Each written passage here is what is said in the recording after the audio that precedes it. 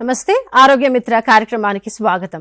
ఈరోజు వేసవిలో గర్భిణీ స్త్రీలు ఎలాంటి జాగ్రత్తలు పాటించాలి, సమ్మర్లో వాళ్ళు ఆరోగ్యం ఏ విధంగా ఉంటుందో, వాళ్ళు ఏ విధంగా సేఫ్టీగా వాళ్ళు ఉండాలనే విషయం గురించి మాట్లాడడానికి నాతో ఉన్నారు అబ్స్టెటిషియన్ అలాగే గైనకాలజిస్ట్ డాక్టర్ నిఖిలా సింగిరెడ్డి గారు. హలో అండి నిఖిలా గారు. Hello, welcome to T-SAT. Thank you. ఈ వేసవి కాలం వచ్చేసింది. ఇప్పుడు ఏప్రిల్ నుంచి స్టార్ట్ అవ్వాల్సిన సమ్మర్ మనకు ఫెబ్రవరి నుంచే కనబడుతోంది. చాలా ఎక్కువ వేడిగా ఉంది ఈ ఇయర్ అయితే. అయితే గర్భిణీ స్త్రీలు ఈ ఎండాకాలంలో వాళ్ళు అసలు ఎలాంటి జాగ్రత్తలు పాటించాలో మనం తర్వాత మాట్లాడదాం. కానీ వాళ్ళ ఆరోగ్యరీత్యా వాళ్ళకి ఎలాంటి ఆరోగ్య సమస్యలు ఎదురవుతాయి? యాక్చువల్లీ అండి, గర్భిణీ స్త్రీలకి ఇన్ జనరల్ ప్రెగ్నెన్సీలో మన నార్మల్ వాళ్ళకన్నా వాళ్ళ టెంపరేచర్ ఎప్పుడు 1 to 2 degrees హైయరే ఉంటుంది. సో జనరల్గానే బాడీ టెంపరేచర్ హైగా ఉంటుంది ప్రెగ్నెన్సీలో. దాని తర్వాత ఇప్పుడు మనకి సమ్మర్ ఈసారి మనకి ఫిబ్రవరిలో నుంచే స్టార్ట్ అయిపోయింది. ఇప్పుడు మనం మార్చ్ మిడ్లో ఉన్నాము అండ్ సెల్సియస్ మన టెంపరేచర్ 35-36 టచ్ అవుతుంది. సో మెయిన్గా మనము జాగ్రత్తలు ఏంటో తెలుసుకునేకే ముందు అసలు ఈ వేడి వల్ల అసలు మన బాడీకి ఎలా ఎఫెక్ట్ అవుతుంది, దానివల్ల మన బాడీ మీద ఎలా ఎఫెక్ట్ అవుతుంది, ఏవేవి అనేది ఫస్ట్ తెలుసుకుందాం. సో ఫస్ట్ మెయిన్గా మనకి సమ్మర్ హీట్ వచ్చేసిందంటే మనం కామన్గా వినే పదం డీహైడ్రేషన్. సో అసలు డీహైడ్రేషన్ అంటే ఏంటి? సో మన హ్యూమన్ బాడీ అనేది మనకి తెలిసింది 75% వాటర్తోనే కలిగి ఉంటుంది. సో అంత వాటర్ ఉన్న బాడీ మనం ఈదర్ సమ్మర్లో మనం నీళ్లు సరిగ్గా తాగకపోయినా ఆర్ నార్మల్ తాగిన నీళ్ళు ఎక్సెసివ్ గా లాస్ అయినా, అంటే మనకి ఎక్సెస్ స్వెట్టింగ్ వల్ల మనం వేడి వాతావరణంలోకి వెళ్ళినప్పుడు బాగా వాటర్ లాస్ అయినా అండ్ ఎక్కువ యూరిన్ ఎక్కువసార్లు వెళ్ళినా ఆర్ తక్కువ నీళ్లు తీసుకున్నా మన బాడీలో ఉన్న వాటర్ కంటెంట్ మెల్లగా తగ్గుతుంది. సో అది తగ్గినప్పుడు డీహైడ్రేషన్ అంటాం. సో డీహైడ్రేషన్ స్టార్ట్ అయినప్పుడు మనకి సిమ్టమ్స్ అనేవి స్టార్ట్ అవుతున్నాయి. సో డైరెక్ట్ గా ఎప్పుడు మనము హీట్ స్ట్రోక్ అనే వినుంటాం, వడదెబ్బ అని వినుంటాం. కానీ దానికి ముందు ఫస్ట్ మైల్డ్ డీహైడ్రేషన్ సిమ్టమ్స్ ఏంటో మా గర్భిణీ స్త్రీలుగా అండ్ నార్మల్ జనాలుగా సమ్మర్ వచ్చేసింది కాబట్టి మనం తెలుసుకోవాలి. సో జనరల్ డీహైడ్రేషన్ అనేసరికి మనకి ఎక్కువ థర్స్ట్ అనిపించడము, బాగా వీక్గా అనిపించడం, స్వెట్టింగ్ ఎక్కువ రావడం, ఇలాంటి సిమ్టమ్స్ ఉన్నప్పుడు దాన్ని సింపుల్ డీహైడ్రేషన్ అని అంటాం. అయితే ఈ వేసవి అనేది గర్భధారణ చేయాలని ప్రెగ్నెన్సీ ప్లాన్ చేసుకునే స్త్రీలు ఎవరైతే ఉంటారో వాళ్ళని ఏమైనా ఎఫెక్ట్ చేస్తుందా? లేదండి. యాక్చువల్లీ దెర్ ఆర్ స్టడీస్ అండి and researches that say that pregnancy conceiving అనేది మనకి సమ్మర్లో ఎక్కువ కనిపిస్తుంది. అది అంటే నాట్ ఫిజియలాజికల్గా కూడా కాకపోయి ఉండొచ్చు, బట్ జనరల్గా కూడా సమ్మర్ అనేసరికి హస్బెండ్ వైఫ్ కలిసి ఉంటారు, ఇళ్లలో ఎక్కువ టైం స్పెండ్ చేస్తారు, వెకేషన్స్కి ఎక్కువ వెళ్తారు. సో జనరల్ మనకి సోషల్గా కూడా కన్సీవింగ్ రేట్స్ అనేవి సమ్మర్లో ఎక్కువ కనిపిస్తాయి. అండ్ మెడికల్గా చూస్తే టెంపరేచర్ వల్ల గర్భధారణ చెయ్యకూడదు అని అయితే ఏమీ లేదు. We can plan. ఓకే. అంటే ఇప్పుడు గర్భిణీ స్త్రీలలో వాళ్ళ బాడీ టెంపరేచర్ మామూలు వాళ్ళతో పోలిస్తే కాస్త ఎక్కువగా ఉంటుందన్నారు కదా, అంటే ఎలాంటి మార్పుల వల్ల ఎక్కువగా ఉండొచ్చు? ఎందుకు అంటే అండి మనకి కార్డియాక్ అవుట్పుట్, హార్ట్ మీద వెళ్ళే బ్లడ్ ఫ్లో అనేది పెరుగుతుంది. బికాజ్ బ్లడ్ ఫ్లో ప్రెగ్నెన్సీకి మనం బ్లడ్ అందించాలి కదా, బేబీ పెరగడానికి బ్లడ్ ఫ్లో పెరగాల్సి ఉంటుంది. సో అది పెరిగేటప్పుడు నార్మల్గా యూట్రైన్ ఆర్టరీస్ నుంచి ప్రెషర్ అవి పెరిగి బ్లడ్ ఫ్లో పెరిగినప్పుడు మన బాడీ టెంపరేచర్ కూడా పెరుగుతుంది. బేబీ మీద ఈ మదర్ బాడీ టెంపరేచర్ ఏమైనా ఎఫెక్ట్ చూపిస్తుందంటే? అంటే మనకి ఈ నార్మల్ టెంపరేచర్ అయితే ఏమీ ఎఫెక్ట్ చేయదండి. బికాజ్ ఇప్పుడు నార్మల్ టెంపరేచర్ 97 degrees ఉందనుకోండి, మనం నార్మల్ ప్రెగ్నెంట్ పేషెంట్స్కి చూస్తే 98-99 ఉంటుంది. సో అంత 99 వరకు మనం యూజువలీ వరీ అవ్వము. ఏ టెంపరేచర్ అయినా 100.4 degree ఫారెన్హీట్ కన్నా ఎక్కువ రికార్డ్ అవుతుంది అంటే ఆ temperatures or something we'll have to worry about. Okay. ఇప్పుడు సమ్మర్ వచ్చిందంటే డీహైడ్రేషన్ గురించి ఎక్కువగా మనం వింటూ ఉంటాం. గర్భిణీ స్త్రీలు డీహైడ్రేషన్ అయిపోయింది వాళ్ళ బాడీ అని అంటే సిమ్టమ్స్ ఫస్ట్ ఎలా కనబడతాయి, అది వాళ్ళకి ఏమైనా ప్రమాదమా? డెఫినెట్లీ అండి. సో డీహైడ్రేషన్ సిమ్టమ్స్ మనకి తెలుస్తుంది. మినిమల్ డీహైడ్రేషన్ ఎలా ఉంటుంది అంటే వీక్నెస్ స్టార్ట్ అవుతుంది, యూరిన్ అవుట్పుట్ అనేది తగ్గిపోతుంది. సో బికాజ్ మనం తీసుకునే వాటర్ తక్కువైనప్పుడు యూరిన్ అవుట్పుట్ తగ్గుతుంది. తర్వాత ఎక్కువ దాహం వేయడం స్టార్ట్ అవుతుంది అండ్ కొంచెం కళ్ళు తిరిగినట్టు డిజీనెస్ ఇలాంటి సిమ్టమ్స్ మైల్డ్ డీహైడ్రేషన్తో స్టార్ట్ అవుతుంది. So this is when we have మన బాడీని మనం అర్థం చేసుకొని కొంచెం కూల్ ఎన్వైరన్మెంట్లోకి వెళ్ళిపోయి లేదా బాడీని కూల్ చేసుకొని వాటర్ ఇంటేక్ ఎక్కువ తీసుకోవచ్చు. ఈ సిమ్టమ్స్ దాటాక అప్పుడు దాన్ని సివియర్ డిహైడ్రేషన్ అని అంటాం. ఓకే, ఇక అధిక బ్లడ్ ప్రెషర్ గర్భిణీ స్త్రీలలో ఉండే అధిక బ్లడ్ ప్రెషర్ ఏ విధంగా ప్రభావితం చేస్తుందంటారు? అంటే ఇన్ జనరల్ మనం ప్రెగ్నెన్సీలో గురించి మాట్లాడుతుంటే హై బీపీ పిహెచ్ అంటామండి, ప్రెగ్నెన్సీ ఇండ్యూస్డ్ హైపర్ టెన్షన్ అని. అది నార్మల్గా మనకి కొంతమంది ఫ్యామిలీ హిస్టరీ వల్ల లేదంటే మనకి ప్లాసెంటా నుంచి వచ్చే బ్లడ్ ఫ్లో రెసిస్టెన్స్ పెరగడం వల్ల ప్రెగ్నెంట్ వాళ్ళకి బీపీ అనేది వస్తుంది. బట్ ఇన్ జనరల్ మనం వేసవి గురించి మాట్లాడుకొని ఆర్ వేసవి related summer related BP changes గురించి మాట్లాడుకుంటే డీహైడ్రేషన్కి సంబంధించినట్టు స్పెసిఫిక్గా మాట్లాడుకుంటే యాక్చువల్లీ అండి డీహైడ్రేషన్లో మనకి లో బీపీ అవుతుంది, బీపీ హై అవ్వదు. ఓకే, అంటే అసలు ఇప్పుడు గర్భిణీ స్త్రీలలో బీపీ రావడానికి రీజన్ ఏంటి? అంటే వాళ్ళ ఫ్యామిలీ హిస్టరీ ఒకటే కారణమా, లేదు ఇన్ జనరల్ వాళ్ళకు ఇలా అవుతుందంటారా? ఉంటాయండి, మల్టిపుల్ రీజన్స్ ఉంటాయండి. ఒకటి family history little reason, minimal reason. దాని తర్వాత ఏంటి అంటే ప్లాసెంటా నుంచి మనకి బ్లడ్ ఫ్లో బేబీకి ఎలా అందుతుందో ఆ బ్లడ్ ఫ్లోలో మనకి రెసిస్టెన్స్ అని పెరిగి ప్లాసెంటా మాయలో నుంచి కొన్ని సరఫరా బ్లడ్ ఫ్లో అందకపోతే బీపీ అనేది పెరుగుతుంది. ఇంకొకటి మల్టిపుల్ అండ్ ఏజ్, మరీ చిన్న ఏజ్లో 18-19 ఇయర్స్లో ప్రెగ్నెన్సీ, టీనేజ్ ప్రెగ్నెన్సీస్ అన్నా లేదంటే హై ఏజ్ అని 35 ఇయర్స్ తర్వాత ప్రెగ్నెంట్ అయిన వాళ్ళల్లో ఇవి హై రిస్క్ గా కనిపిస్తాయి మనకి బీపీ చేంజెస్. అయితే అంటే ఈ హై టెంపరేచర్స్ అనేవి అంటే ముందుగా డెలివరీ అవడం కానీ ఇంకేమైనా ప్రమాదాలు రావడం కానీ గర్భిణ స్త్రీలలో అలాంటివి ఏమైనా వచ్చే ఛాన్సెస్ ఉంటాయా? అదే అండి, అది మెయిన్లీ అండి హై టెంపరేచర్స్ వల్ల మనం చూసేది ఏంటి అంటే కామన్గా మనం టెంపరేచర్స్ ఎక్కువ ఉన్నప్పుడు డిహైడ్రేషన్ వల్ల నీరు సరిగ్గా తాగము. When we don't have enough water మనకి యూరిన్ అవుట్పుట్ అనేది తగ్గుతుంది అండ్ యూరినరీ ఇన్ఫెక్షన్స్ వచ్చే ఛాన్సెస్ ఎక్కువ ఉంటాయి. సో ఈ యూరిన్ ఇన్ఫెక్షన్స్ ఎక్కువ అవుతున్నప్పుడు అండ్ రికరెంట్గా ఒక మంత్లో 2 times ఇలా సిమ్టమ్స్ రావడము లేదంటే ఊరికే యూరిన్ ఇన్ఫెక్షన్స్ వస్తుంటే one of the risk factor for preterm delivery, నెలలు నిండక ముందు డెలివరీ అయ్యే ఛాన్సెస్ రిపీటెడ్ ఇన్ఫెక్షన్స్ వచ్చే వాళ్ళల్లో కొన్నిసార్లు కనిపిస్తుంది. ఇంకొకటి మనం సేమ్ వాటర్ ఇంటేక్ అది తగ్గితే బేబీ చుట్టూ ఉమ్ము నీరు అనేది తగ్గే ఛాన్సెస్ కనిపిస్తున్నాయి. అసలు ఎలాంటి కాంప్లికేషన్స్ వస్తాయంటారు? ఇప్పుడు వేసవిలో వీళ్ళకి యూరిన్ కి సంబంధించిన ఇన్ఫెక్షన్స్ రావచ్చు, అది కాకుండా ఇంకేమైనా ఇన్ఫెక్షన్స్ బారిన పడే అవకాశాలు ఉంటాయా? డెఫినెట్లీ అండి. ఏమవుతుంది అంటే ఈ వెదర్ టెంపరేచర్ చేంజ్ అవుతుంది కదా, మనం ఇలా వింటర్ నుంచి సమ్మర్లోకి ఎంటర్ అయ్యే టైంలో టెంపరేచర్ చేంజ్ అయ్యేటప్పుడు మనకి వెదర్ అంతా డ్రైగా అయిపోతుంది, డ్రై అండ్ డస్టీగా అవుతుంది సమ్మర్లో. సో అప్పుడు ఏమవుతుంది అంటే సడన్ టెంపరేచర్స్ రేజ్ అయినప్పుడు కామ్గా ఉన్న వైరల్ ఇన్ఫెక్షన్స్ కూడా సడన్గా రేజ్ అవుతాయి. సో మనం ఎప్పుడైనా వెదర్ చేంజ్ అయ్యే టైమ్స్లో వైరల్ ఇన్ఫెక్షన్స్ అనేవి ఎక్కువ చూస్తుంటాం. ఈ వైరల్ ఇన్ఫెక్షన్స్లో ఎస్పెషలీ చికెన్ పాక్స్ అనేది ఎక్కువ అయ్యే ఛాన్సెస్ ఉంటాయి. సో ఇది జస్ట్ ప్రెగ్నెన్సీ అని కాదు, ఇన్ జనరల్ మన జనరల్ పబ్లిక్ అందరూ ఈ ఇన్ఫెక్షన్స్కి మోర్ హై రిస్క్ ఉంటారు వెదర్ చేంజ్ టైంలో. ఎస్పెషలీ సమ్మర్స్లో వైరల్ ఇన్ఫెక్షన్స్, వైరల్ ఫీవర్స్ అంటాము. వైరల్ ఫీవర్స్లో ఎగ్జాంథమస్ ఫీవర్స్, ర్యాషెస్తో వచ్చే ఫీవర్స్ లేదంటే చికెన్ పాక్స్ స్పెసిఫిక్గా, డెంగ్యూ లాంటివి, ఇలాంటివి కొన్ని వెదర్ చేంజెస్ అప్పుడు రేజ్ అవుతుంటాయి.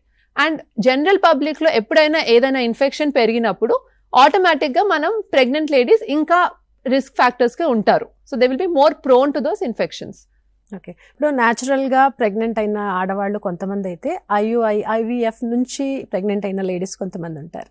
వాళ్ళు ఎలాంటి జాగ్రత్తగా ఉండాలి? వాళ్ళకి ఏమైనా ఇన్ఫెక్షన్స్ స్పెషల్గా వాళ్ళకి ఇలాంటివి వస్తాయి అని ఏమైనా ఉంటుందా?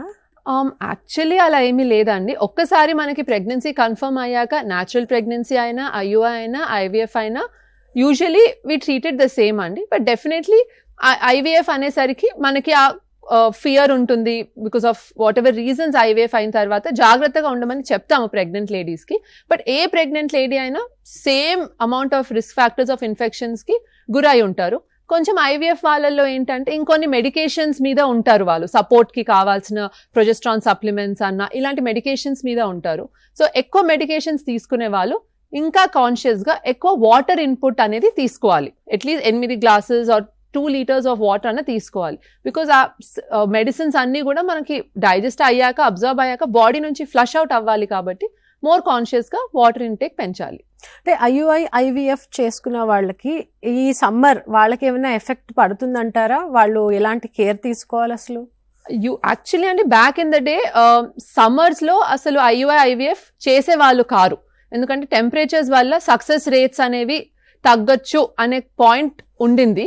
సో దానివల్ల ఈ ఆల్మోస్ట్ ఏప్రిల్ ఆర్ మార్చ్ నుంచి జూన్ వరకు అసలు ట్రీట్మెంట్స్ అయ్యేవి కాదు IUI అన్న IVF అన్న. బికాజ్ ఇవి ఎలెక్టివ్ ట్రీట్మెంట్స్, ఇవి ఎమర్జెన్సీ కాదు, మనం ప్లాన్ చేసుకునేవి కాబట్టి అది చేసేవాళ్ళు కారు.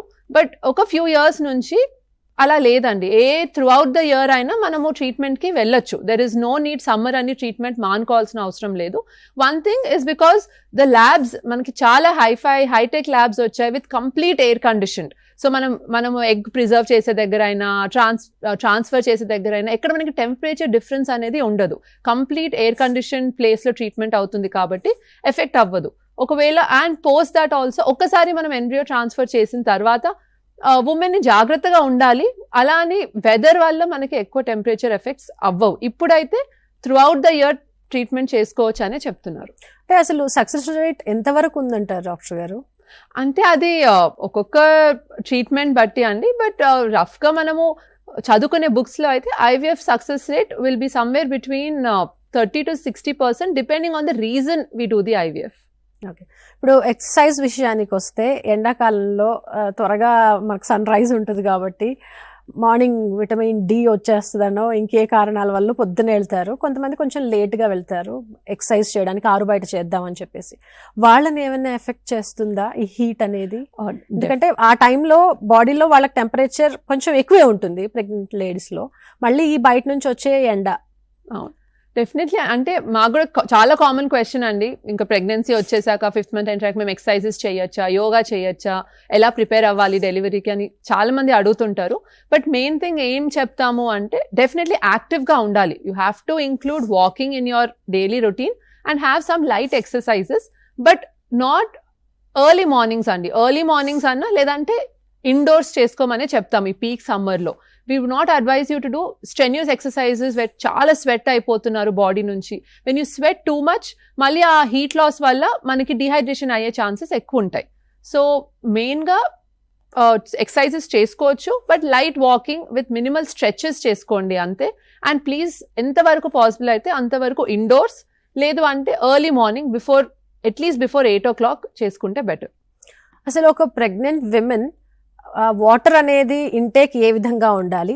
డీహైడ్రేటెడ్గా ఉన్న విమెన్ ఎంత నీరు తీసుకోవాలి? మెయిన్ వాటర్ ఇంటేక్ అనేది అండి మినిమం 8 glasses ఆఫ్ వాటర్ అంటాము. When you convert 8 glasses of water, మేము చెప్పేది 2 to 3 liters of water intake per day ఉండాలి. దాంతోపాటు జస్ట్ వాటర్ కాకుండా you can add some butter milk, మనకి మజ్జిగ, దానిలో కొంచెం సాల్ట్ వేసుకుంటే ఎలక్ట్రోలైట్స్ వస్తాయి, మజ్జిగ తీసుకోవచ్చు. వాటర్ కంటెంట్ ఫ్రూట్స్ అనేవి పెంచమంటాము. అండ్ ఇది జనరల్ అందరు తీసుకోవాల్సిన, జస్ట్ ప్రెగ్నెంట్ ఉమెన్ అని కాదు, ఎనీ హ్యూమన్ మనకి సమ్మర్లో తీసుకోవాల్సిన minimum water intake and fluid intake. But మనకి డీహైడ్రేషన్ సిమ్టమ్స్ స్టార్ట్ అవుతున్నాయి అలా అనిపిస్తుంది అంటే ఖచ్చితంగా మనం తీసుకునే వాటర్ ఇంటేక్లో ఎలక్ట్రోలైట్స్ యాడ్ చేయాలి. ఎలక్ట్రోలైట్ పౌడర్ ఉంటుంది, సో ఎలక్ట్రోలైట్ పౌడర్ మిక్స్ చేసుకొని తాగొచ్చు. ఆర్ బటర్ మిల్క్లో ఇంకొంచెం ఎక్స్ట్రా సాల్ట్ వేసుకొని తాగొచ్చు. సో ఎలక్ట్రోలైట్స్ అనేవి రీప్లేస్ అవుతాయి. అంటే హైడ్రేటెడ్గా ఉండటానికి బెస్ట్ వే ఏంటంటారు ఈ గర్భిణీ స్త్రీల విషయంలో? మెయిన్లీ అండి ఎవ్రీ 2 hours కాన్షియస్గా మనం అట్లీస్ట్ 2 glasses ఆఫ్ వాటర్ తీసుకోవాలి. అండ్ మనం కాన్సన్ట్రేట్ ఆన్ యువర్ ఏమి ఫ్రూట్స్ ఇంటేక్, ఏ వాటర్ కంటెంట్ ఫ్రూట్స్ ఎలా తీసుకుంటున్నారో. అండ్ మెయిన్లీ మనం బయటికి వెళ్తుంటే జాగ్రత్తగా ఉండాలి. బయటికి స్టెప్ అవ్వకముందు ఎక్కువ వాటర్ తీసుకొని వెళ్ళాలి, బికాజ్ బయటికి వెళ్ళాక స్వెట్ అయ్యే ఛాన్సెస్ ఎక్కువ ఉంటాయి. అది కాకుండా మనం ప్రొటెక్షన్ ఫ్రమ్ అన్ని protection in form of umbrella వాడచ్చు, or cold cloth, wet cloth మనము హెడ్ మీద పెట్టుకుంటే టెంపరేచర్స్ కూల్ అవుతాయి. ఇలాంటివి జాగ్రత్తలు తీసుకోవాలి. ఓకే, ఫుడ్ విషయంలో కూడా వాళ్ళు తీసుకునే ఫ్రూట్స్ కానీ, లేదంటే మీరు డాక్టర్ చెప్తారు కదా ఇలాంటి ఫుడ్ తినండి, ఇలాంటి టాబ్లెట్స్ వేసుకోండి అని చెప్పి, ఎలాంటివి సజెస్ట్ చేస్తూ ఉంటారు మీరు ఈ సమ్మర్లో ప్రెగ్నెంట్ లేడీస్కి? సో డెఫినెట్లీ రిస్ట్రిక్షన్స్ అలా ఏమి ఉండవండి. బట్ మెయిన్గా మేము చెప్పేవి ఫ్రూట్స్లో యాజ్ ఐ టోల్డ్ యూ, పుచ్చకాయ, దానిమ్మ పండు, so watermelon, pomegranate, lemon juice, vitamin C ఉన్నవి మంచి యాంటీ ఆక్సిడెంట్స్ ఉంటాయి. So lemon juice, orange juice ఇట్లాంటివి these are good. And water content fruits like watermelon, pomegranate, kiwi ఇవి మంచివి, ఇవి తీసుకోవచ్చు ప్రెగ్నెన్సీలో, they are absolutely safe. So ఇవి తీసుకుంటా, వాటర్ ఇంటేక్ తీసుకుంటా. అవాయిడ్ చేయాల్సినవి ఏంటి అంటే డీప్లీ ఫ్రైడ్ ఐటమ్స్ అవాయిడ్ చేయమంటాం. Anything deeply fried in the oil, spicy food ఇట్లాంటివి అవాయిడ్ చేయమంటాం. ఎందుకు అంటే when we have something oily or spicy మనకి మళ్ళీ దాహం అనేది ఎక్కువ అవుతుంది. అండ్ డిపెండ్స్, మనం దాన్ని రీప్లేస్ చేయగలిగితే వాటర్ ఇంటేక్తో ఓకే, లేదంటే ఆ దాహము అనే అనీజీనెస్ ఎక్కువ అయినప్పుడు మళ్ళీ డిహైడ్రేషన్ అయ్యే ఛాన్సెస్ ఉంటాయి. అండ్ ఇన్ జనరల్ ప్రెగ్నెన్సీలో oily and deep fried items avoid చేస్తేనే బెటర్. అయితే కొంతమంది మహిళలు టీ అండ్ కాఫీ వాళ్ళు ఎక్కువగా తీసుకుంటారు. సో మరి ఈ సమ్మర్లో వాళ్ళు ఎలాంటి జాగ్రత్తలు తీసుకోవాలి? వాటిని మొత్తానికే కట్ డౌన్ చేయాలా, లేదు వాటిని ఏమైనా తగ్గించుకొని మినిమలైజ్ చేసుకుంటే వాళ్ళు సేఫ్గా ఉంటారా? కాఫీ, టీ అయితే సమ్మర్లో స్పెషల్గా అయితే కట్ డౌన్ కంప్లీట్గా స్టాప్ చేస్తే బెటర్ అండి. కాఫీ వల్ల కూడా మనకి మళ్ళీ వేడి చేసి డిహైడ్రేషన్ అయ్యే ఛాన్సెస్ ఎక్కువ ఉంటాయి. బట్ అస్సలు మనము ఆపుకోలేరు ఇన్ ప్రెగ్నెన్సీ. చాలా మంది అంటారు ఒక్కసారైనా తాగాలి మేడం, డైలీ వన్స్ అయినా నేను తీసుకోవాలి టీ అంటే. 1 glass మ్యాక్సిమం అండి అ డే. బట్ ఇంత వేడి టెంపరేచర్స్లో అయితే కంప్లీట్గా అవాయిడ్ చేయడం బెటర్. ఓకే, అంటే లోపలున్న బిడ్డ ఏమైనా ఎఫెక్ట్ అవుతుందంటారా వీళ్ళు తీసుకునే కాఫీ అండ్ టీ వల్ల? డెఫినెట్లీ, అంటే ఇంటేక్ బట్టి అండి. ఏదైనా మనకి రెగ్యులేటెడ్ అమౌంట్స్లో తీసుకుంటే యూజువలీ ఎఫెక్ట్ అవ్వదు. So 1 glass in a day usual ఏం ఎఫెక్ట్ అవ్వదండి. కెఫీన్ లెవెల్స్ మరీ ఎక్కువ అయ్యాయి అనుకోండి, too many times, 5-6 times a day అలా కాఫీ తీసుకుంటే మదర్ది పల్స్ రేట్ ఎలా పెరుగుతుందో లోపల ఉన్న బిడ్డ హార్ట్ బీట్ కూడా అలానే ఫాస్ట్గా పెరిగే ఛాన్సెస్ ఉంటాయి. ఈ సమ్మర్లో ప్రెగ్నెంట్ విమెన్స్కి వైటమిన్ డెఫిషియన్సీస్ ఏవైనా వచ్చే ఛాన్సెస్ ఉంటాయా? వైటమిన్ డెఫిషియన్సీ అంటే మనము మరీ ఇన్ జనరల్ మనకి హోల్ పబ్లిక్లో ఉండేది ఏంటి అంటే వైటమిన్ డి డెఫిషియన్సీ ఇప్పుడు ఖచ్చితంగా ఉందండి. అలా అని వైటమిన్ డి కోసం ఇంత సమ్మర్లో వీ విల్ నాట్ అడ్వైజ్ వెళ్ళి ఎండలో నుంచోండి, ఎండలో వాకింగ్ చేయండి అని. కానీ సమ్ టైమ్స్ మనం ఆ ఎండకు భయపడి కంప్లీట్గా ఇండోర్స్ ఉన్నా కూడా మనకి ఆ వైటమిన్ డి డెఫిషియన్సీ వచ్చే ఛాన్సెస్ ఉంటాయి. సో అదే అన్నట్టు early mornings before 8 o'clock you can go for a light walk. And along with that ప్రెగ్నెన్సీస్లో అందర్ pregnant females vitamin D supplements తీసుకోవడం అడ్వైజబుల్. అయితే గర్భిణీ స్త్రీలు మీ దాకా వస్తే వాళ్ళు వేసుకునే దుస్తుల పట్ల కూడా మీరు అవగాహన కలిగిస్తూ ఉంటారా? ఎలాంటివి వేసుకుంటే సేఫ్గా ఉంటారు ఏంటి అని? డెఫినెట్లీ అండి. మోస్ట్ ఇంపార్టెంట్ అంటే very light weight cotton clothes వేసుకోమంటామండి. అండ్ ఎస్పెషల్లీ లెగ్గింగ్స్ అవాయిడ్ చేయమంటాము. బికాజ్ లెగ్గింగ్స్ అనేవి యాక్చువల్లీ మన కంట్రీ వెదర్ కోసం తయారు చేసింది కాదండి. బికాజ్ ఆ థిక్ లెగ్గింగ్స్, మనకు బాడీ హగ్గింగ్ క్లోత్స్ అనేవి అవాయిడ్ చేయాలి. Because usually body hugging clothes ఏం చేస్తాయంటే మనకి బాగా హగ్ చేసుకొని మనలోని టెంపరేచర్ని అలానే ఉంచుతుంది. It doesn't let you lose the heat. So these tight hugging clothes are made for countries where temperatures are low, చలి ప్రదేశాల కోసం చేసిన క్లోత్స్. సో ఈ టైట్ బాడీ క్లోత్స్ అనేవి కంప్లీట్గా అవాయిడ్ చేయాలి. బికాజ్ అదే టెంపరేచర్ మన బాడీలో ఉండిపోయింది అనుకోండి, మళ్ళీ టెంపరేచర్ పెరిగి డిహైడ్రేషన్, ఫీవర్స్ ఇవి వచ్చే ఛాన్సెస్ ఉంటాయి. So definitely I will advise them to avoid tight fitting clothes అండి. లెగ్గింగ్స్ అవాయిడ్ చేయాలి. Simple light weight cotton, light colours, మరీ బ్రైట్ కలర్స్ కాకుండా light weight cotton clothes, freely breathable clothes వేసుకుంటేనే better. Okay, పపాయాకి సంబంధించి ఒకసారి మీరు నోటీస్ చేయాలి. పపాయా తింటే వేడి చేస్తుందనో లేదంటే అబోట్ అవుతుందనో చాలా మంది చెప్తూ ఉంటారు. లేదు అది కాస్త పండిన తర్వాత తీసుకోవచ్చు అని కొంతమంది చెప్తూ ఉంటారు. అసలు ఏంటి ఇది, నిజంగా అందులో ఫ్యాక్ట్ ఉందా, అది ఇట్స్ అ మిత్ అంటారా? ఏ విధంగా ఉండాలి అసలు పపాయా విషయంలో? అంటే ఏంటంటే డెఫినెట్లీ పపాయా ఫ్రూట్లో మనకి పపైన్ అని ఒక ఎంజైమ్ ఉంటుంది. సో ఆ ఎంజైమ్ వల్ల కొన్నిసార్లు cramps, stomach cramps, uterus cramps వచ్చే ఛాన్సెస్ ఉంటాయి. సో అందుకే అంటాం ఎర్లీ ప్రెగ్నెన్సీస్లో అవాయిడ్ చేయమని. బికాస్ ఆ క్రాంప్స్ వల్ల మనకి abortion or bleeding or pain వచ్చే ఛాన్సెస్ ఉంటాయి అంటారు. బట్ అదే అండి, బోత్ మరీ రైప్ది తినద్దు, మరీ హార్డ్ది కూడా తినకూడదు.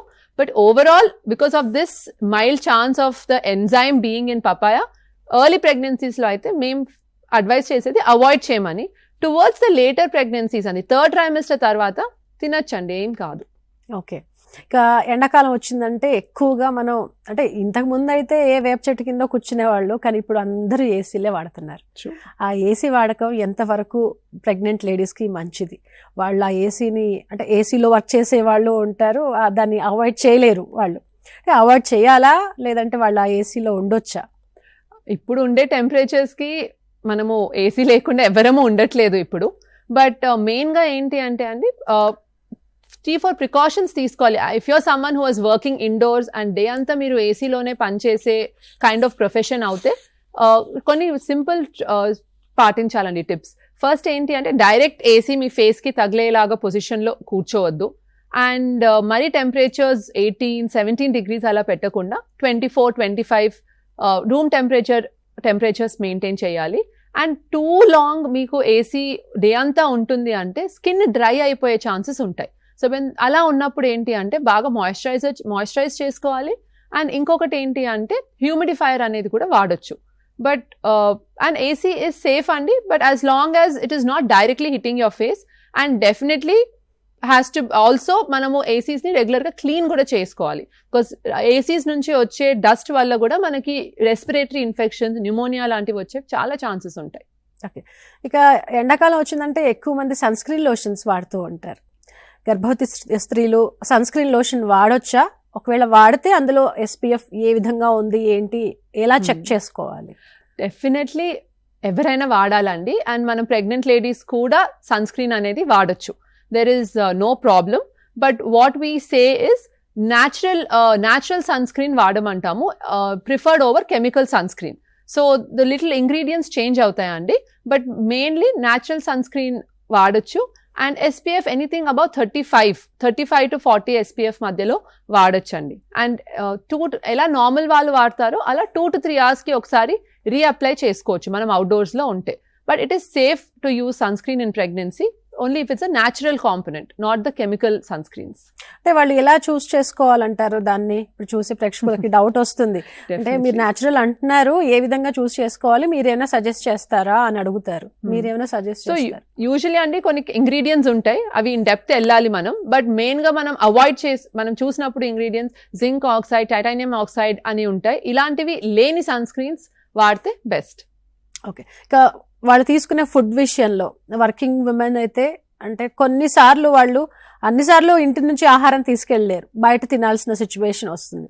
సో అప్పుడు వాళ్ళు ఏ రకమైన ఫుడ్ తీసుకోవాలి? బయట తినాల్సి వస్తే ఎన్ని రోజులు బయట తినేసి బ్రేక్ తీసుకొని మళ్ళీ హోమ్ ఫుడ్ తినాలి?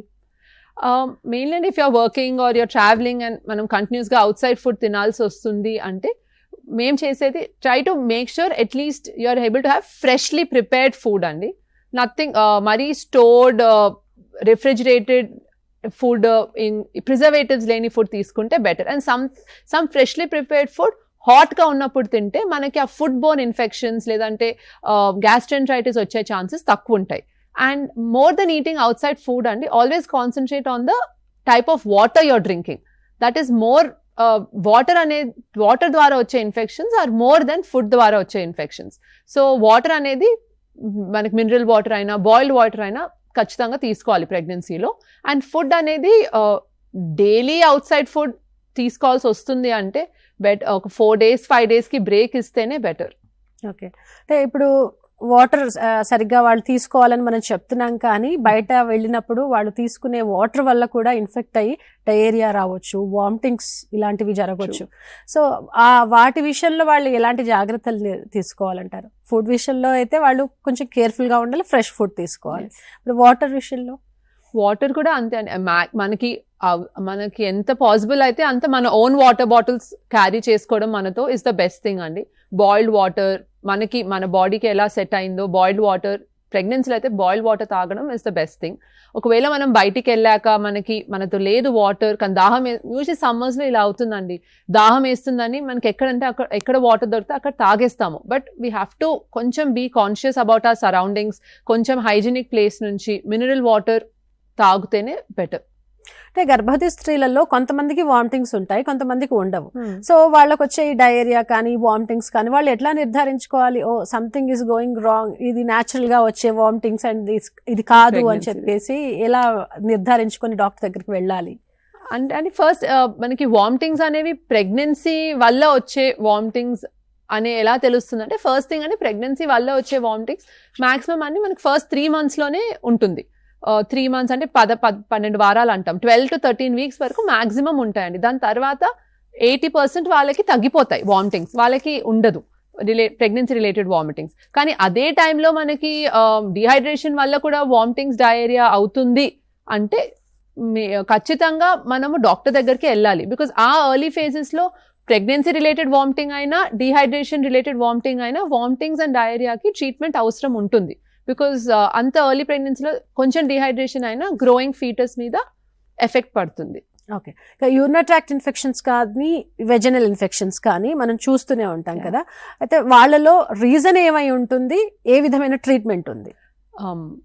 ఇది జనరల్ ప్రెగ్నెన్సీ అండి, లేదంటే సమ్మర్ కూడా? Summer and general pregnancy. So అదే ఇన్ జనరల్ మనకి ఏమవుతుంది అంటే, ప్రెగ్నెన్సీలో కూడా యూరినరీ ట్రాక్ట్ ఇన్ఫెక్షన్స్ ఎక్కువ వచ్చే ఛాన్సెస్ ఉంటాయి. ఎందుకంటే యాజ్ ద యూట్రస్ పెరిగే కొద్దీ మనకి ముందు ఉన్న బ్లాడర్, మూత్రపిండం మీద ప్రెషర్ పడుతుంటుంది. సో ఆ ప్రెషర్ పడేటప్పుడు ఏంటంటే ఎన్నిసార్లు ఊరికే యూరిన్ వెళ్ళాలనిపిస్తుంది, అది ఒకటి. అండ్ యూరిన్ వెళ్ళిన తర్వాత కూడా ఆ ఫుల్ బ్లాడర్ అనేది ఒకటేసారి ఎంటీ అవ్వదు. సో ఇంకొంచెం యూరిన్ ఆ బ్యాగ్లో ఉండిపోతుంది. అండ్ ఆ కంటిన్యూస్ యూట్రస్ వల్ల పడే ప్రెషర్ వల్ల ఆ మిగిలిపోయిన యూరిన్లో ఇన్ఫెక్షన్స్ వచ్చే ఛాన్సెస్ ఉంటాయి. సో ప్రెగ్నెంట్ లేడీస్ అందుకే మేము చెప్తాం ఎక్కువ వాటర్ తాగాలి. యూరిన్ ఊరికే వచ్చినా కూడా వెళ్ళండి, బికాజ్ ఆ యూరిన్ అంతా బాడీ నుంచి వెళ్ళిపోవాలి. సో ఆ రికరెంట్ ప్రెషర్ వల్ల యూరిన్ ఇన్ఫెక్షన్స్ వచ్చే ఛాన్సెస్ ఉంటాయి. ఇంకొకటి సేమ్ రీజన్ వెజైనల్ ఇన్ఫెక్షన్స్ కూడా కొంచెం ఎక్కువ ఉంటాయి ప్రెగ్నెన్సీలో. That is mainly because progesterone hormone అనేది ఎక్కువ అవుతుంది. దానివల్ల వైట్ డిశ్చార్జ్ కొంచెం ఎక్కువ అవుతుంది ప్రెగ్నెన్సీలో. యూరినరీ ట్రాక్ట్ ఇన్ఫెక్షన్స్ కి, వెజనల్ ఇన్ఫెక్షన్స్ సంబంధించి మనం మాట్లాడుతున్నాం. అయితే ఈ యూరినరీ ఇన్ఫెక్షన్స్ వాళ్ళు ఏ విధంగా పసిగట్టాలి? అవి కిడ్నీ స్టోన్స్ దాకా కొంతమందిలో వెళ్లే ఛాన్సెస్ ఉంటాయి కదా. ఒకవేళ ముందుగానే, ఇప్పుడు ప్రెగ్నెన్సీ తెలిసిన తర్వాత వాళ్ళు స్కాన్కి వెళ్ళినప్పుడు తెలిసిపోతుంది స్టోన్ ఉందని చెప్పేసి, ఆ క్యాలిక్యులే వాళ్ళకి ఏమైనా ఇబ్బంది పెట్టొచ్చా? అంటే అండి, ఒకటి మనకి యూరినరీ ట్రాక్ట్ ఇన్ఫెక్షన్ ఉంది అంటే మనకు వచ్చే మెయిన్ సిమ్టమ్స్ ఏంటి అంటే అండి, ఫ్రీక్వెన్సీ ఆఫ్ యూరినేషన్. అది మనం ముందు మాట్లాడుకున్నట్టు నార్మల్ ప్రెగ్నెన్సీ వాళ్ళలో కూడా ఊరికే యూరిన్ వెళ్ళాల్సిన ఫీలింగ్ ఉంటుంది. అది కానీ ఆ ఫ్రీక్వెన్సీ ఆఫ్ యూరినేషన్తో పాటు కింద మనకి మంట, పెయిన్, పొత్త కడుపున నొప్పి, ప్రతిసారి యూరిన్ వెళ్ళినప్పుడు ఏదో గుంజడం లాంటి నొప్పి, అండ్ ఆ నొప్పితో పాటు బర్నింగ్ సెన్సేషన్, దురద, ఈ సిమ్టమ్స్ మిక్స్ అయి వచ్చిందంటే we have to suspect infection ఉంది అని.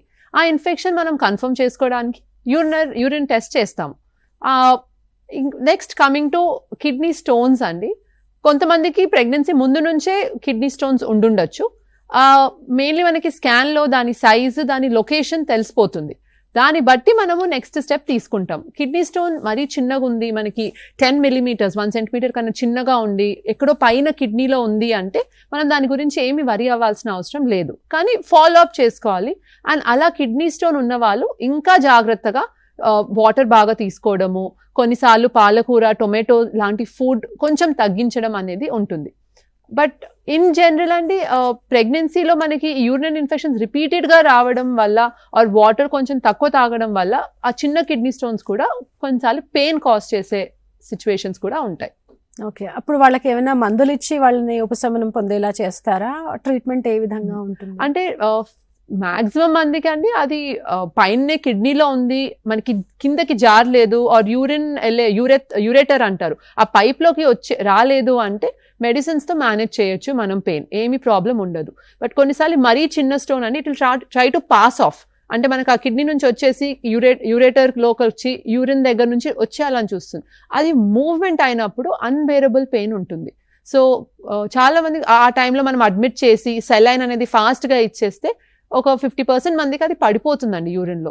కొంతమందికి అది మరీ పెద్దగా ఉంటే ఆ యూరేటర్ పైప్లో స్టక్ అయి ఉంటుంది. అలాంటి వాళ్ళకి కొన్ని సర్జికల్ ఆప్షన్స్ ఉంటాయి, అప్పుడు యూరాలజిస్ట్కి చూపించి స్టెంట్ లాంటిది వేయాల్సి ఉండొచ్చు. ప్రెగ్నెన్సీలో కూడా వేస్తారు కొన్నిసార్లు.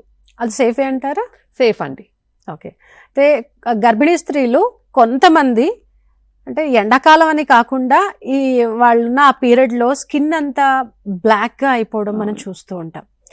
మరీ ముఖ్యంగా ఇప్పుడు మనం ఎండాకాలం గురించి మాట్లాడుకుంటున్నాం కాబట్టి ఈ ఎండాకాలంలో మరి ప్రెగ్నెంట్ విమెన్ బయటికి వెళ్తున్నారని అంటే మరి వాళ్ళ చర్మాన్ని వాళ్ళు ఏ విధంగా కాపాడుకోవాలంటారు? అంటే సన్ స్క్రీన్ అప్లై చేసుకోవడం ఇవేనా, ఇంకేమైనా సేఫ్టీ మెజర్స్ ఉన్నాయా? మెయిన్లీ అండి మీరు అన్నట్టు ఆ బ్లాక్ పిగ్మెంటేషన్ మనము చూసేది మెలాస్మా అంటామండి.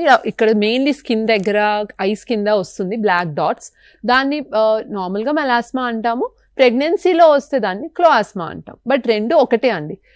ఇది general pregnancy related hormonal changes వల్ల అందరికీ రావచ్చు.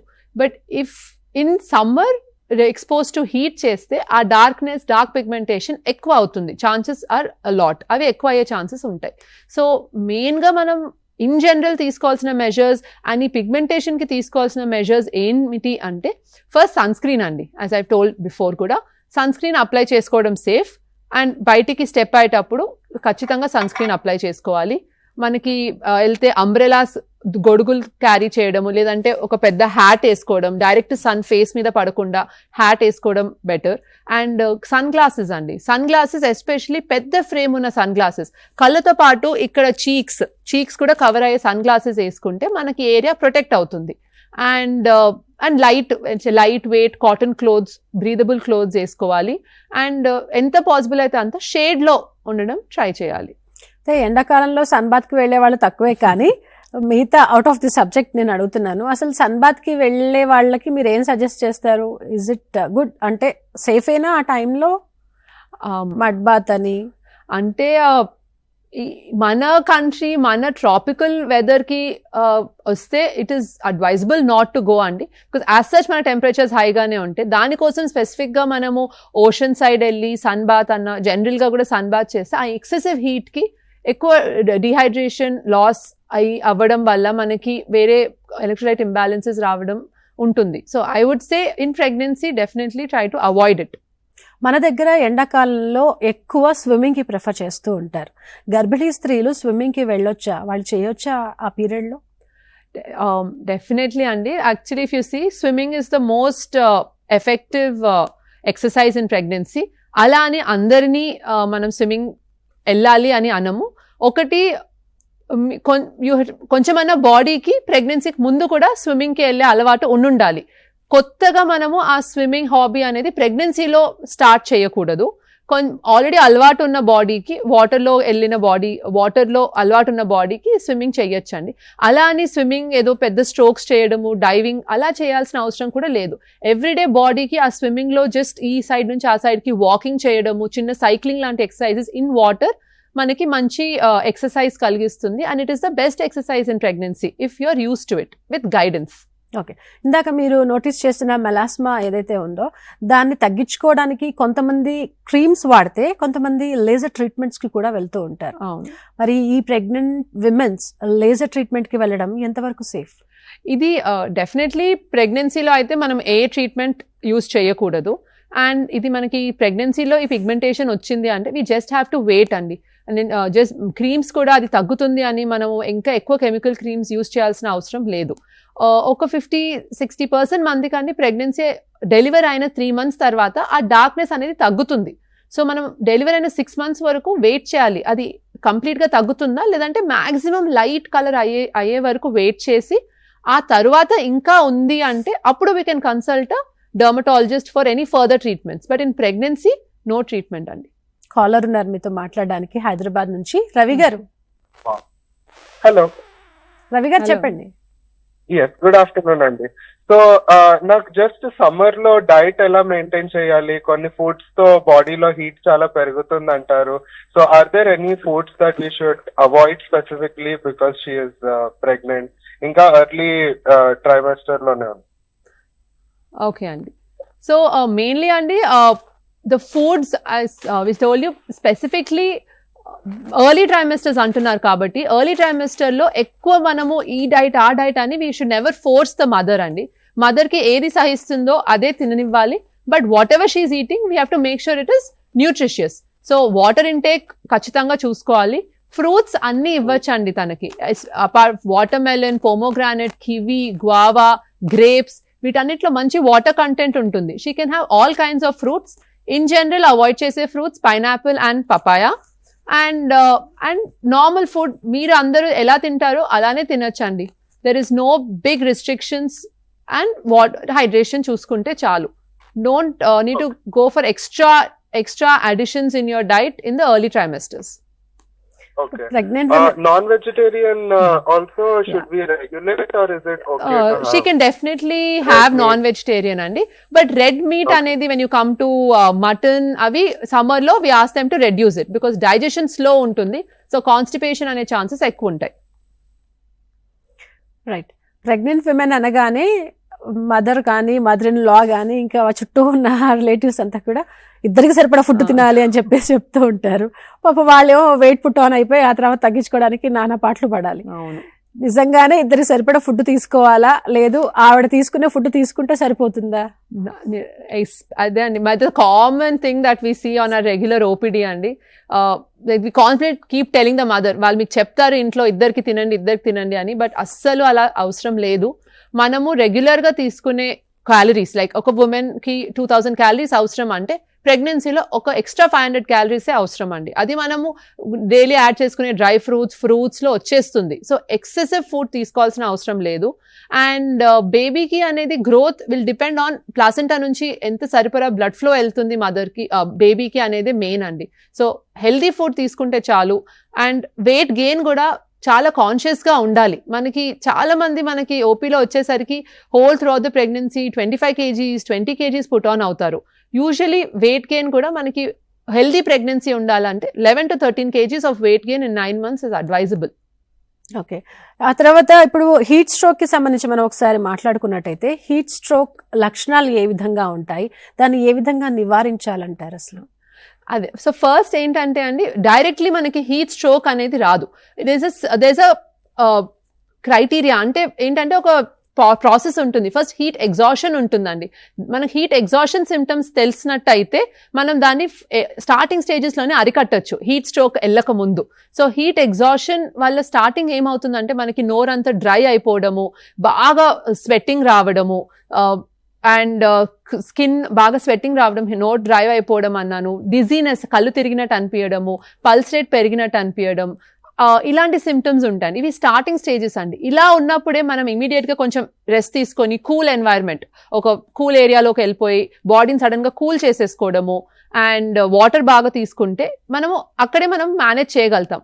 కానీ ఈ సిమ్టమ్స్ ని మనం గమనించకుండా ఇంకా ఎగ్జర్ట్ చేసుకొని ఇంకా డిహైడ్రేట్ అయ్యి బయటికి వెళ్ళి నీళ్ళు సరిగా తాగకపోతే ఈ హీట్ ఎగ్జాషన్ అనేది ఇంకా సివియర్ అయి హీట్ స్ట్రోక్ కి మారొచ్చు.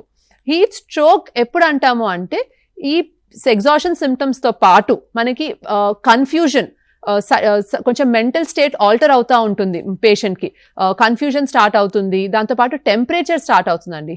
టెంపరేచర్ 1 or 2 దాటుతుంది అండ్ స్వెట్టింగ్ ఆగిపోతుంది. అది మెయిన్. మనకి స్వెట్టింగ్ అనేది ప్రొటెక్టివ్ మెకానిజం. బాడీలో హీట్ పెరుగుతుంటే స్వెట్ అయిపోయి టెంపరేచర్ తగ్గుతుంది, అది హీట్ ఎగ్జాషన్ లో ఉంటుంది. బట్ హీట్ స్ట్రోక్ కి మారిన వెంటనే స్వెట్టింగ్ అనేది ఆగిపోయి బాడీలోనే ఆ టెంపరేచర్ అంతా లోపల ఉంచేసుకుని టెంపరేచర్స్ పెరుగుతాయి. సో టెంపరేచర్ ఎక్కువై కన్ఫ్యూజన్ స్టార్ట్ అయ్యి పల్స్ రేట్ బాగా పెరిగిపోయి బీపీ తగ్గిపోతుంది అంటే దాన్ని హీట్ స్ట్రోక్ అంటాం. అండ్ దీంతో పాటు యూరిన్ అవుట్పుట్, యూరిన్ అనేది తగ్గిపోతుంది. కొన్నిసార్లు కొంతమందికి అసలు యూరిన్ ఆగిపోతుంది, అంటే కిడ్నీస్ ఎఫెక్ట్ అవుతాయి. ఈ సివియర్ స్టేజెస్ కి ఒకవేళ వెళ్ళారు అంటే 100% మనం ఎమర్జెన్సీకి తీసుకెళ్లి అడ్మిట్ చేయాల్సి ఉంటుంది. అంటే వాళ్ళు ప్రెగ్నెంట్ విమెన్ లో ఈ డిజినెస్ కామన్ గా ఉంటుందని అనుకుంటారు, కానీ ఈ వేసవి టైంలో వాళ్ళకు వచ్చే ఈ డిజినెస్ ని నిజంగానే సీరియస్ గా పరిగణించి కాస్త వాళ్లకు అన్ని కూలింగ్ ఏజెంట్స్ అన్ని ఇవ్వాలంటారా? డెఫినెట్లీ అండి, అంటారు. ప్రతి ప్రెగ్నెంట్ ఉమెన్ కి డిజినెస్ ఇస్ నాట్ కామన్ అండి. కామన్ ఉన్నా అది నార్మల్ అని ఎప్పుడు అనుకోవద్దు. ఎలా ఉన్నా ఒకసారి మనం డాక్టర్ని కన్సల్ట్ అయ్యి కన్ఫర్మ్ చేసుకోవడమే మెయిన్. బికాజ్ ఆ డిజినెస్ ఎందుకంటే లో బీపీ వల్లనే వస్తుంది. కొంతమందికి లో బీపీ ప్రెగ్నెన్సీలో ఉంటుంది, లో బీపీ మనకి డిహైడ్రేషన్ వల్ల కూడా ఉంటుంది. సో ఇది ఎలాంటిది అనేది మనము డాక్టర్ని కన్సల్ట్ అయ్యి ఇమీడియట్ గా ట్రీట్మెంట్ స్టార్ట్ చేస్తేనే బెటర్. అసలు ప్రెగ్నెన్సీ ఆ టైంలో వాళ్ళకి ఎలాంటి క్రేవింగ్స్ ఉండొచ్చు అంటే కొంతమందికి ఏమో స్పైసీ ఫుడ్ తినాలనుంటుంది, కొంతమందికి ఏమో స్వీట్స్ మీద ఎక్కువగా వెళ్తుంది, కొంతమంది ఫ్రెష్ ఫ్రూట్స్ తినాలనుకుంటూ ఉంటారు. అంటే వీళ్ళ బాడీలో ఏమైనా ప్రోటీన్ అట్లా తగ్గినప్పుడు ఇలాంటివి ఏమైనా తినాలనిపిస్తుందా? ఏంటి ఆ చేంజెస్ ఏంటి అసలు? అంటే ఇన్ జనరల్ మనకి అపెటైట్ అనేది పెరుగుతుందండి. సో క్రేవింగ్స్ అనేవి ఉంటాయి. బట్ వీళ్ళకి సాల్ట్ క్రేవింగ్స్ ఎక్కువ ఉంటాయి, వీళ్ళకి స్వీట్ క్రేవింగ్స్ ఎక్కువ ఉంటాయి అనేది సచ్ మనకి ఎందుకు వస్తాయని అలా ఏమీ ఉండదు. బట్ కొంచెం అపిటైట్ పెరిగినందుకు తినాలి అనిపిస్తుంది, బట్ ఏదైనా లిమిట్గానే తినాలి. ఎస్పెషల్లీ కొన్నిసార్లు ఏంటి అంటే అండి ప్రెగ్నెన్సీలో డయాబెటీస్ వచ్చే ఛాన్సెస్ ఎక్కువ ఉంటాయి. సో అలా మనం ఏమైనా బార్డర్ లైన్ షుగర్ లెవెల్స్కి అవుతున్నప్పుడు వాళ్ళకి కొంచెం షుగర్ క్రేవింగ్స్ డెఫినెట్లీ ఎక్కువ ఉంటాయి. ఓకే, అంటే ప్రెగ్నెన్సీ విమెన్స్కి వీళ్ళకి షుగర్ అటాక్ అయ్యే ఛాన్సెస్ కూడా ఉంటుంది కదా? అవునండి, ప్రెగ్నెన్సీ అంటేనే డయాబెటోజెనిక్ స్టేట్ అంటాం. బికాజ్ ఆ లోపల ప్రొడ్యూస్ అయ్యే హార్మోన్స్ వల్ల మనకి ఫ్యామిలీ హిస్టరీ లేదు, ఏమి లేకపోయినా ఇన్ జనరల్ షుగర్ లెవెల్స్ పెరిగే ఛాన్సెస్ ఉంటాయి. ఇలా ఆల్రెడీ ప్రెగ్నెన్సీ ఇట్ సెల్ఫ్ షుగర్కి హై రిస్క్ అండి. దీంతో పాటు మనం తినే ఫుడ్ వల్ల, లేదంటే వెయిట్ గెయిన్ మరీ ఎక్కువైపోయినా, లేదంటే ఫ్యామిలీ హిస్టరీ చాలా స్ట్రాంగ్ ఉంటుందండి షుగర్ వాళ్ళకి.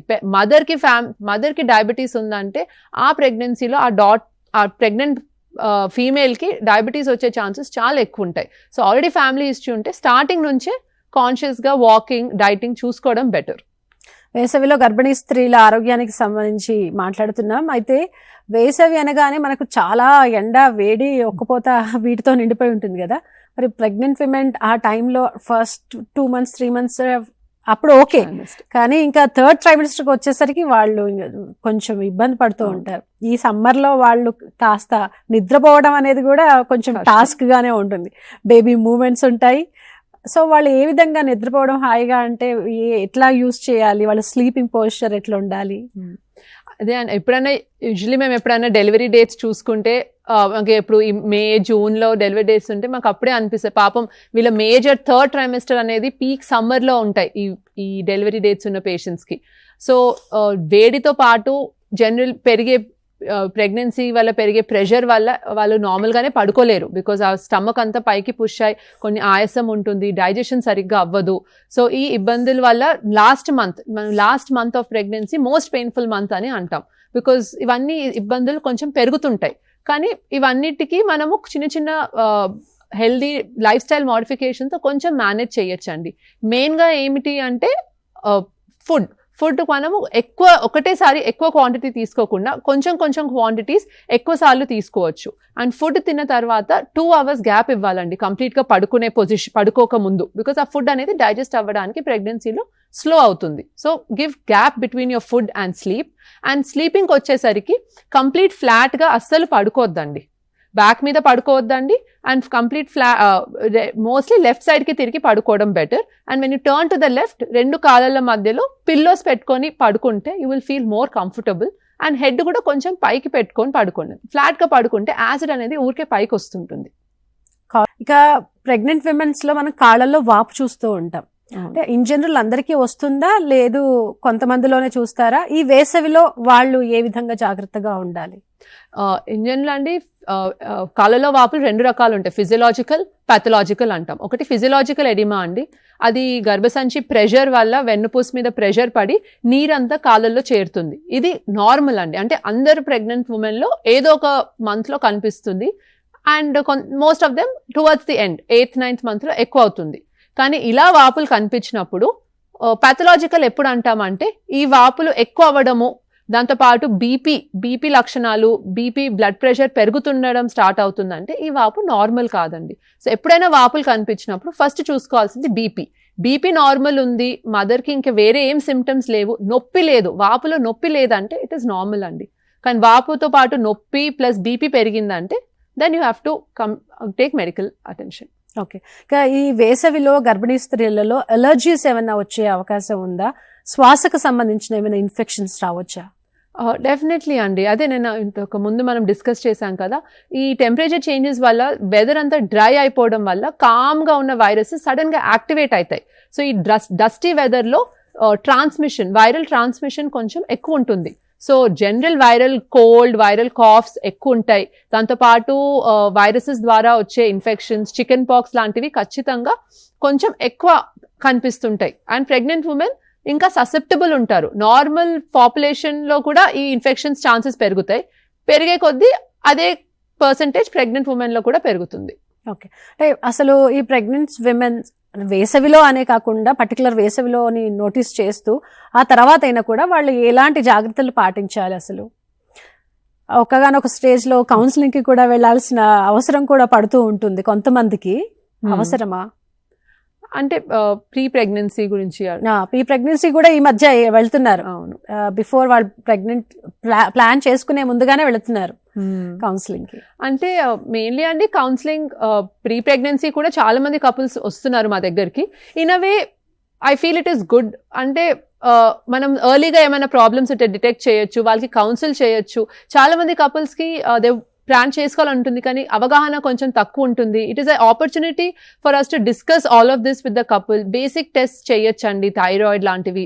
దాంతోపాటు ఫీమేల్స్ అయితే we get an opportunity to discuss about other things అండి, వ్యాక్సినేషన్స్ గురించి, వాళ్ళకి ఏం వ్యాక్సినేషన్స్ అయ్యాయి అవి కూడా డిస్కస్ చేసుకునే ఆపర్చునిటీ ఉంటుంది. So it is a good thing they coming for counselling. Okay.